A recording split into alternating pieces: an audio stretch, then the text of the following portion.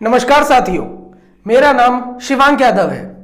स्वागत है आपका धर्मस्य मूलम अर्थ सीरीज में। अभी तक के प्रकरणों में आपने देखा कि किस तरह बैंकर्स ने पहले ब्रिटेन, फिर अमेरिका और उसके बाद भारत पर भी अपना कब्जा कर लिया और एक एक करके भारत की सरकार में अपने ही लोगों को बैठाना शुरू कर दिया, जिसके बाद भारत सरकार द्वारा लिया गया कोई भी निर्णय उनकी अनुमति के बिना नहीं लिया जा सकता। आज के एपिसोड में भी हम आपको एक ऐसे ही निर्णय के बारे में बताएंगे जो कि देशवासियों को ऐसे सुनाया गया था कि जैसे देशवासियों के पास अपनी देशभक्ति साबित करने का वही एक मौका है।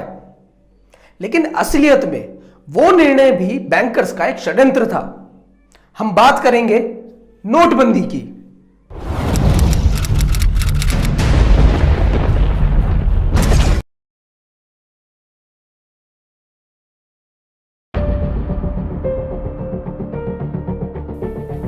दुनिया को नियंत्रित करने वाले अंतर्राष्ट्रीय बैंकरों ने जब 2008 में विश्व स्तर पर मंदी लाने की कोशिश की तो अमेरिका तो इसकी चपेट में आ गया था, लेकिन भारत इस मंदी से अछूता रह गया। ऐसा इसलिए हुआ क्योंकि अमेरिका या फिर पश्चिमी देशों में धन को संग्रह करके रखने का कोई मानस नहीं है। तनख्वाह मिलते ही शुक्रवार और शनिवार को पार्टी करके पैसा खर्च देना पश्चिमी देशों में एक आम बात है। तो ऐसे देशों में जब मंदी लाई जाती है तो बहुत बुरी तरह लोगों पर पड़ती है।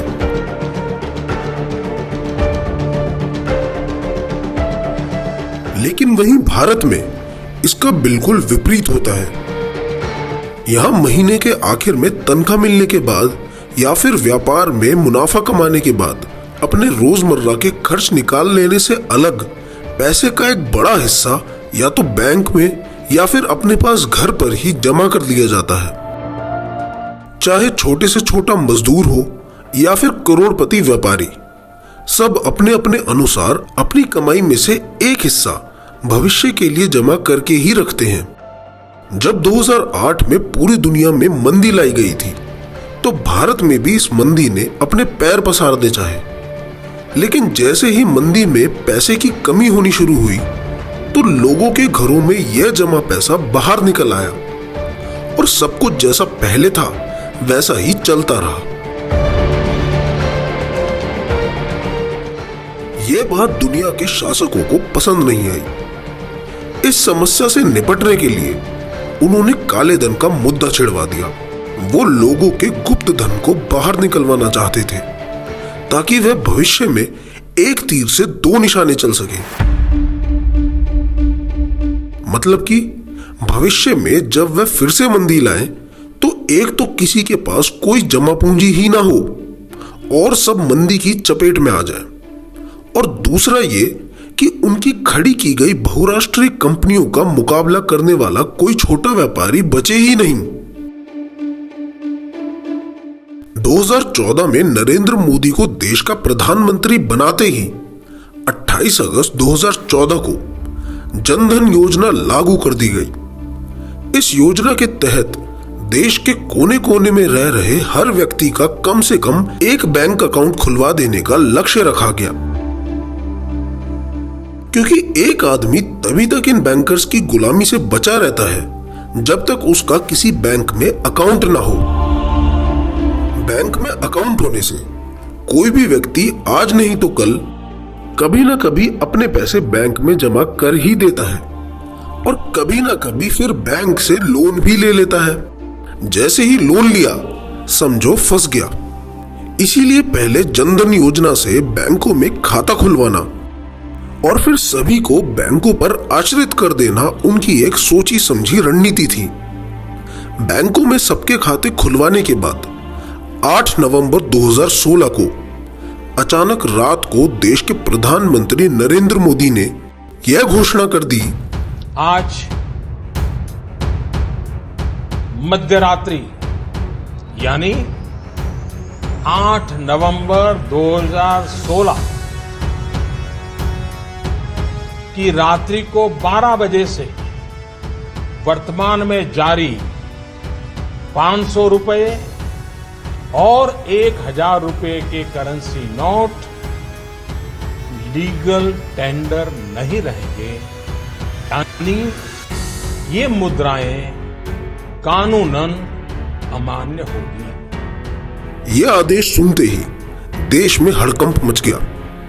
लाखों करोड़ों की संख्या में लोग बैंकों के बाहर लाइन लगाकर अपने पैसे बदलवाने के लिए खड़े रहे। यह आम लोग सरकार के इस निर्णय का विरोध न कर दें, इसीलिए इस निर्णय को सुनाते वक्त प्रधानमंत्री ने यह तर्क दिए कि अगर 500,000 के नोट बंद कर दिए जाएंगे तो देश में हो रहे भ्रष्टाचार पर नकेल कसी जा सकती है। क्योंकि जब कोई भ्रष्टाचार करता है तो 500 और 1,000 के बड़े नोट होने की वजह से उसको कहीं से कहीं तक पैसे पहुंचाने में बहुत आसानी होती है। लेकिन अगर ये 500 और 1,000 के बड़े नोट खत्म कर दिए गए तो भ्रष्टाचार पर रोक लग जाएगी। एक और कहानी सुनाई गई कि इससे आतंकवाद पर रोक लग जाएगी।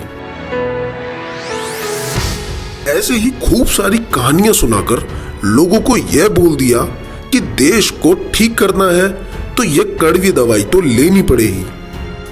उस समय सभी भोले देशवासियों ने अपने प्रधानमंत्री की यह बात भी मान ली और लाइनों में लग गए। आज नोटबंदी को हुए लगभग 4.5 साल हो चुके हैं और अब किसी से पूछो कि आखिर नोटबंदी करने का फायदा क्या हुआ तो किसी के पास कोई जवाब नहीं मिलता। क्योंकि जहां तक भ्रष्टाचार की बात है तो 500 और 1,000 के नोट बंद करके सीधा 2,000 का नोट आ गया और फिर कुछ समय बाद 500 रुपए का भी नोट आ गया। तो अब तो भ्रष्टाचार करने वालों को और आसानी हो गई। और आतंकवाद का भी देखा जाए तो अभी 2019 में ही पुलवामा में सेना के जवानों को मार दिया गया, तो इससे आतंकवाद पर भी कोई रोक नहीं लगी। फायदा तो बहुत दूर की बात, असलियत में इनका षड्यंत्र तो यह था कि नोटबंदी करके देश के छोटे व्यापारियों की कमर तोड़ दी जाए और बची कुची कसर जीएसटी लाकर पूरी कर दी गई। यह सब होने के बाद अब भारत में मंदी और महंगाई के माध्यम से लोगों को नियंत्रित करना और आसान हो जाएगा, क्योंकि अब बैंकर्स को हर भारतीय की क्षमता पता चल गई है कि किसके पास किस शहर में लगभग कितना धन है। और अब तो लोगों के घरों में रखे सोने चांदी पर भी उनकी नजर है। यह लोग पहले भी गोल्ड मोनेटाइजेशन स्कीम के जरिए एक बार कोशिश कर चुके हैं, लेकिन असफल रहे। लेकिन जल्द ही ये किसी ना किसी तरीके से देश के लोगों का सारा सोना चांदी भी निकलवा लेंगे। साथ ही आने वाले समय में लोगों का सारा पैसा डिजिटल करके आधार कार्ड से जोड़ दिया जाएगा और कागज के नोट ही खत्म कर दिए जाएंगे। उस दिन भारत की गुलामी पक्की हो जाएगी और ये विदेशी ताकतें सदा सदा के लिए भारत पर शासन स्थापित कर लेंगी। फिर जो कोई देशभक्त इन विदेशी जालिमों के विरुद्ध आवाज उठाएगा, उसका आर्थिक बहिष्कार कर दिया जाएगा। आरबीआई के आंकड़ों के अनुसार भारत में हर साल डेरिवेटिव मार्केट में 1,000 लाख करोड़ रुपए का जुआ खेला जाता है। ये सारा पैसा उन्हीं शासकों का है, इसलिए सरकार उनसे कोई सवाल नहीं करती।